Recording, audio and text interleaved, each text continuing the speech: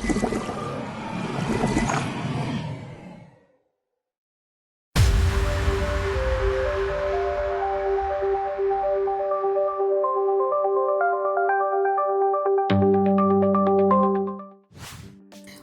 to Tax File. This episode is a unique broadcast dedicated to a landmark moment in our nation's tax administration landscape, the commissioning of the NRS headquarters building, an edifice that stands as a symbol of innovation, excellence, and institutional progress.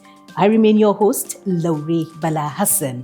In this unique edition, we take you inside one of the most remarkable public sector infrastructure projects in Nigeria, a structure that not only redefines the standard of government buildings, but also reflects the evolving vision of a modern, efficient, and forward-looking tax authority.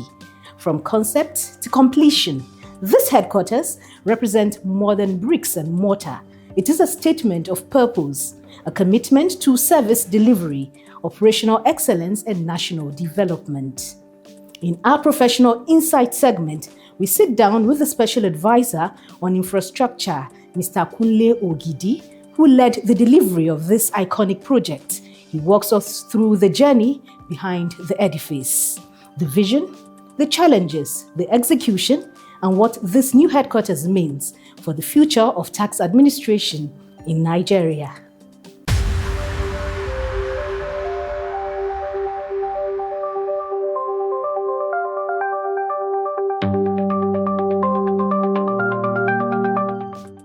Now, the news.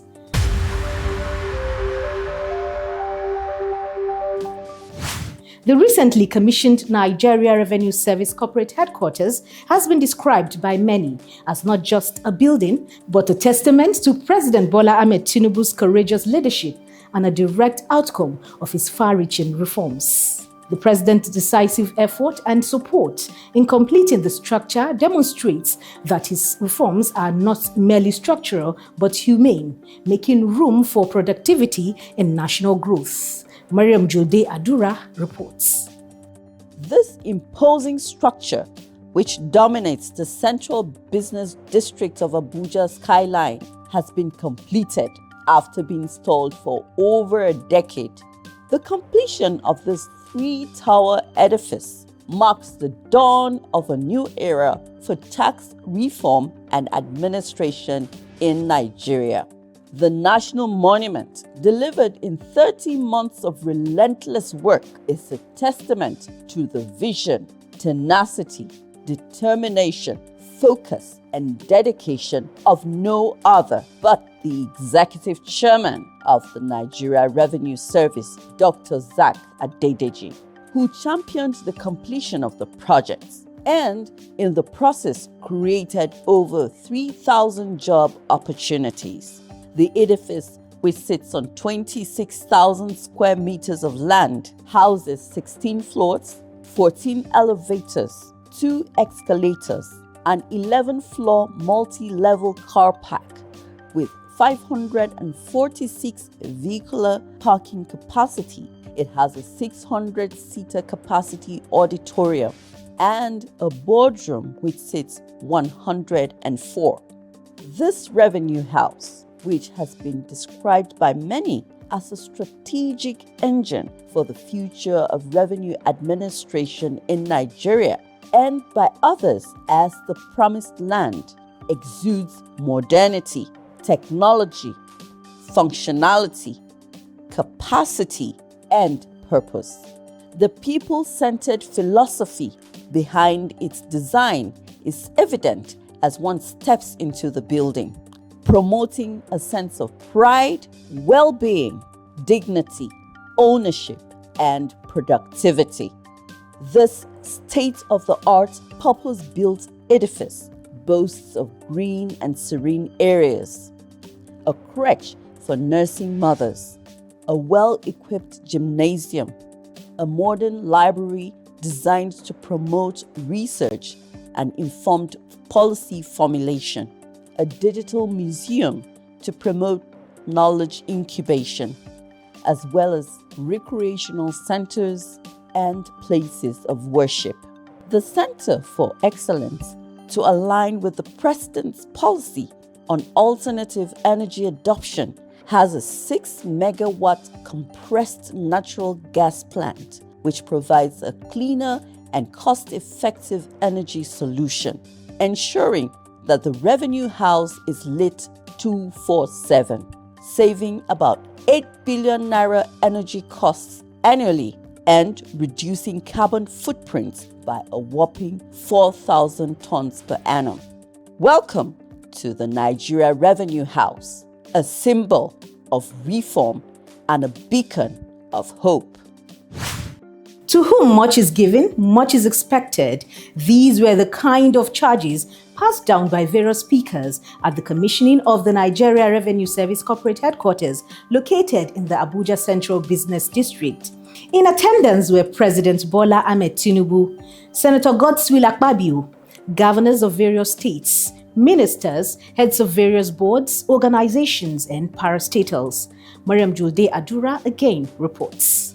This building, the corporate headquarters of the Nigeria Revenue Service, was commissioned on the 14th day of April 2026 by His Excellency Asiwaju Bola Ahmed Tinubu, GCFR. This is the momentous event the Executive Chairman, management and staff of the Nigeria Revenue Service have looked forward to for over a decade now, the completion and commissioning of a befitting revenue house. President of the Federal Republic of Nigeria, Asiwaju Bola Ahmed Tinubu, Grand Commander of the Federal Republic, commended and thanked the Executive Chairman of the Nigeria Revenue Service, Dr. Zak Adedeji, for his dedication and forthrightness in implementing the tax reforms, revamping revenue generation, and boosting Nigeria's foreign reserve. Mr. President reiterated that no nation can make progress on a weak and fragmented economy, thus the need for the reforms which will create a fair, efficient, transparent, and investment-friendly revenue system for Nigerians, which the building is a direct reflection of. We are not gathered here merely to commissioning a building. We are here to mark a milestone in a larger national journey, the deliberate strengthening of our physical foundation and rebuilding of confidence in public institutions. In a welcome address, the man of the moment, Dr. Zak Adedeji, thanked President Asiwaju Bola Ahmed Tinubu for the opportunity to serve and for his support, commending him for his ability and courage to make difficult decisions to drive change, national reform, and long-term national interest. Zak outlined the critical policies of the president which have helped to revitalize the economy, to include removal of fuel subsidy, a fiscal necessity that has boosted foreign reserves to $34 billion, the highest in the history of Nigeria, the unification of exchange rates, and enabling Nigeria's domestic refining capacity by the sale of crude in Naira initiative, which has made the country's pump price 50% below the global average. Dr. Adedeji said the edifice, a center for excellence, a symbol of reform, and a beacon of hope, is being commissioned in recognition of the president's support, the foresight and initiative of his predecessors, and the hard work of staff. Today marks far more than the commissioning of a building. It marks the culmination of a defining institutional journey, one that has spanned years of vision, persistence, complexity, and ultimately disciplined delivery. What stands before us is not merely an edifice of steel and structure, but the physical manifestation of a nation choosing order over drift, discipline over fragmentation, and execution over intent. It is the coming to life of a renewed fiscal vision, one that is structured, credible, and built to endure. The Group Director, Support Services Group, Mr. Kunle Ogidi, who gave a virtual tour of the building to guests at the event, welcomed them and the President to the epoch-making occasion and thanked Mr. President for the gift of Dr. Zak Adedeji to the Nigeria Revenue Service.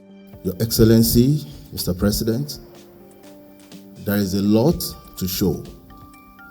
There is a lot to talk about. There is a lot that is embedded in this edifice. It is indeed the pride of every Nigerian, and especially a blessing to generations yet unborn. Goodwill messages delivered by the Senate President Godswill Akpabio, Speaker of the House of Representatives Abbas Tajuddin, Minister for Finance, represented by the Minister of State for Finance, Professor Taiwo Oyedele, as well as the Managing Director of CCECC, Guan Shuai, were unanimous in the submission that the building is a physical manifestation of reforms in the sector which mirrors its transformational progress. We cannot build a modern economy on outdated fiscal system. This new headquarters therefore symbolizes a modern, integrated, and technology-enabled revenue system designed not just for today, but for the future. Your Excellency, please allow me to express my sincere appreciation to the entire project team, including CCECC, other partners, the consultant, supervision team, and the management team of AIS.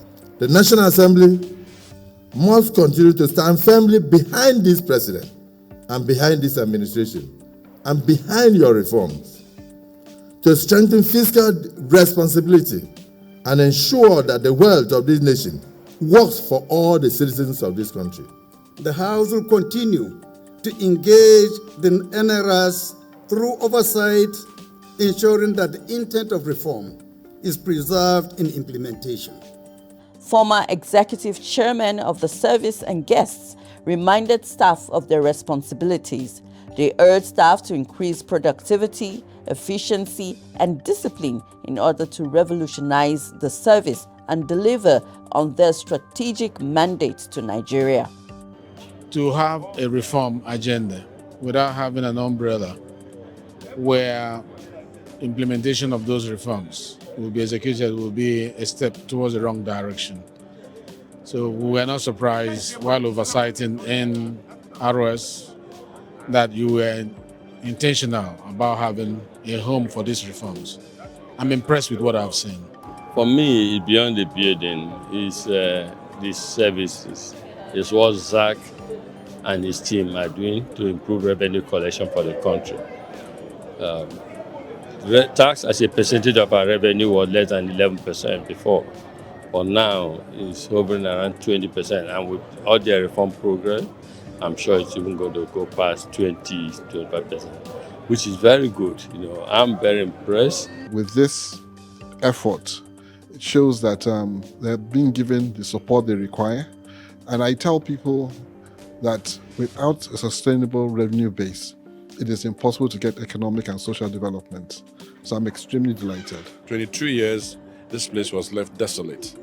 The president came and renewed this building, and it stands as a strong testimony to the resilience of our economy, the clarity of the vision of President Bola Ahmed Tinubu. Encouragement to all staff is they should be proud to be part of the Nigeria Revenue Service.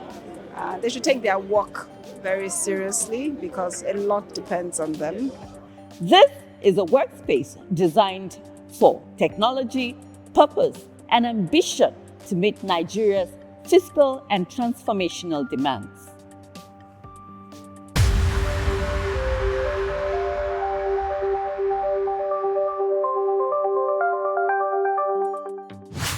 And that's a wrap on the news. Let's take you to our professional insight segment.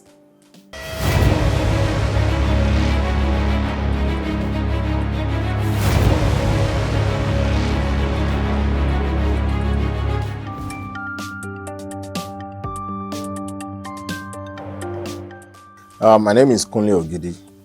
I'm opportune to be the group director, support services group, and also a special advisor to the chairman on infrastructure.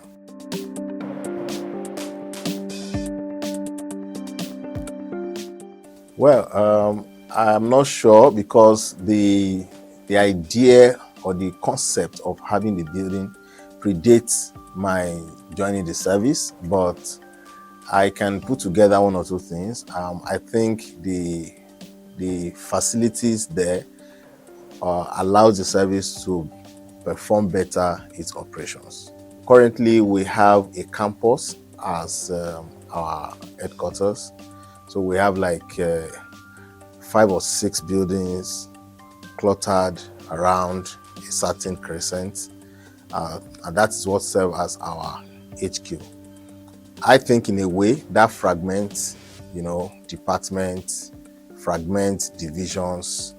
As much as technology allows us to work together cohesively and seamlessly, but in many instances you will see that there will be limitations to how efficiently people can perform their roles because offices are fragmented. And because I've been opportune to manage the facility of the service for some time now, I see the kind of pressure that this puts on maintenance as well and collaborations.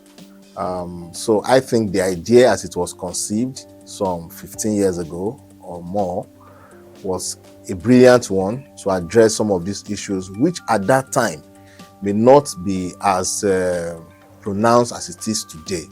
So, and I must use this opportunity to give credit to the chairman at the time, Mrs. Ifeko, who conceived the idea of having a single one-stop shop headquarters for the service. So I think it's a solution to many of the pluralized issues around fragmentations, around limitations to efficiency or teamwork and all of that. I think it's a good idea, and I think it solves a lot of issues around that. And especially now that the service has now ballooned into a much more bigger, much more complex organization, bringing everybody together, the HQ function together in a single building, I think it accelerates efficiency, accelerates performance.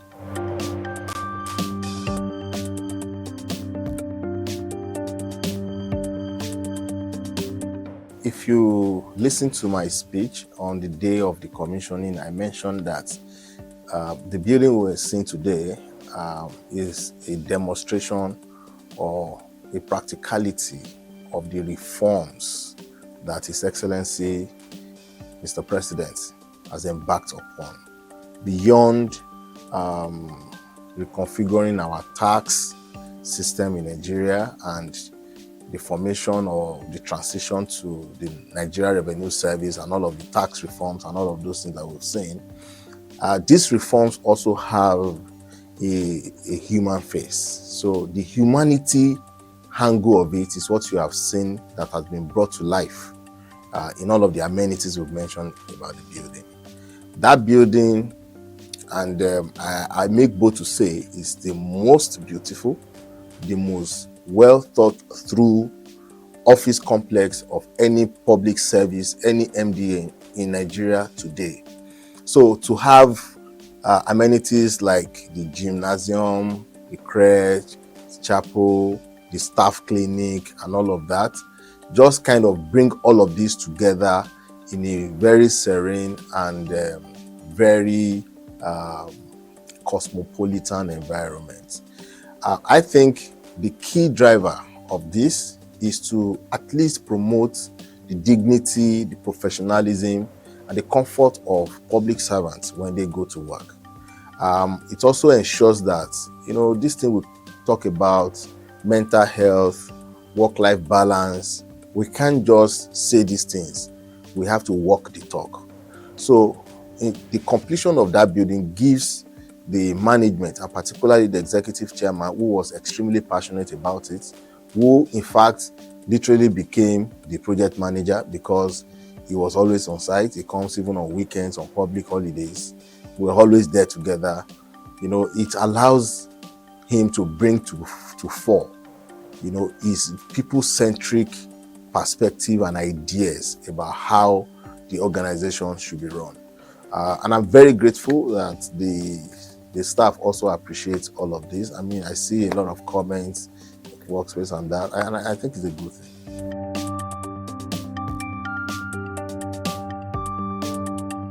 The building itself has an adjoining 11 floors car parks, which will take as many as 463 vehicles. But over and above that is the fact that we also have other car parking areas that can take additional 100. Now, this became very important. In fact, one of the adjoining car parks was added to the project. It wasn't part of the original design. But one of the reasons why we had to do all of that, to at least find parking for 600 vehicles thereabout, is because we know that if you have a building that will accommodate 3,000 staff, just imagine that 20% of them, which is not out of place for 20% of your staff to have cars. Imagine 20% of them have cars. That is 600. So it goes to say that it is not out of place to have such amount of parking space. It's just human to want to make life comfortable and bearable for this staff. And that is part of the things I mentioned earlier, that the chairman is very people-centric. Now, I've had the privilege of managing the facilities for the past 2.5 years now. I've seen instances where the vehicles of staff that park around, Sokode Crescent get vandalized. I've also seen the issue of traffic at closing period when people need to exit the building and then go. I think all of these challenges must be addressed in a way. And that beyond parking is the fact that that building has 4 gates. So should people want to exit the building and they need to drive their vehicles, we can provide alternative exits.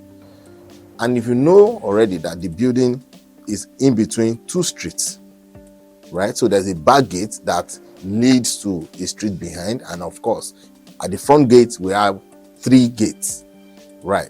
So what that does for us is it brings ease to people, and not just to our staff, but even to our neighbors, because we don't want to get into central area and then start to constitute nuisance because we are 3,000, people have 500 vehicles, and every time people are ready to go home, we're just creating congestions, we're creating traffic. We don't want to do that.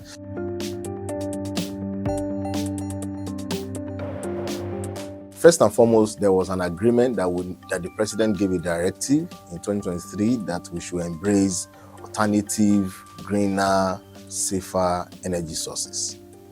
But also you will recall that at the start of this administration, the price of diesel jumped, probably tripled. Now for the building that we have, which is the second part of the question, when we did the energy audit, imagine the cooling system that we have there. Imagine that we already also have a data center that must be powered 24/7. So our power requirement sits at about 3.5 megawatts. So if we are going to power that building, we can't even use solar. Because if we must rely on solar, for solar to run 24 hours, because we have a data center and we have to use solar to power that building for 24 hours, we're going to have to actually just create a solar farm. We probably need about the same size of our land, which is about 26,000 square meters, to create that, to set panels. First and foremost, space constraints. You're not going to find that in central area. Or if you're going to find such a land and put up, it is going to come at an extreme premium. Beyond that is the fact that you're going to have to create a battery storage. Because we all know that by 5:30, 6 p.m. the sun goes out, right? So you're going to create a power bank, a battery bank that is sufficient enough to store the power when the sun is up, and then release this power to power all of our lights and our data center and every other equipment that needs to be powered, including our chiller. Now, it's not impossible, but it's near impossible, particularly warehouses. So therefore, we have to go to the next option, which actually is cheaper in the long run, which was why the chairman directed that we should go and we had to acquire a land. That land used to belong to some government. We had to acquire it. It's about 5,000 square meters, and then put up the CNG plant. And of course, we know that the business is still growing. The organization is growing. So what it means is we have to also forecast. So if our energy requirement today is 3.5 megawatts, what will it look like in 20 years? So we almost nearly doubled that. That is why we installed a 6 megawatt CNG plant first. So even if our power requirement grows, at least by maybe another 50%, we'll still be comfortable. Now recall that originally in the design, we have 5 generators, diesel generators. We had 2 units of 1,750. We have 2 units of 1,250 and 1 unit of 750 kVA. Now, for us, if we are going to be pumping diesels into these generators to power that building, at the current cost of diesel, we don't want to run the numbers, right? Over and above that is the cost of maintenance, is the downtime, is this and that. We just don't, it's the noise, it's the toxic pollution of the environment. So it was just in our best interest, as directed by the president, for us to embrace alternative energy, in this case green, and then the CNG. The advantage of this is that first and foremost, we will recover the cost of that installation in 2 years. So in 2 years, we'll break even. That plant saves us 8.2 billion naira every year versus using the grid. So if that building were to be running on band A, AEDC today, we're going to spend 8.2 billion naira more as against running on the CNG plants. Imagine the carbon footprint that is saving us at least 4,000 tons annually. In some other places, we even get carbon credits. So if we were to be in some other places in the West, NRS will be earning money from government or from organizations that are in charge of that for using CNG powered generators. So, and I think those are humongous advantages. And by the way, and I'm very proud to say this, that NRS is an organization, is a pace-setter organization in this country.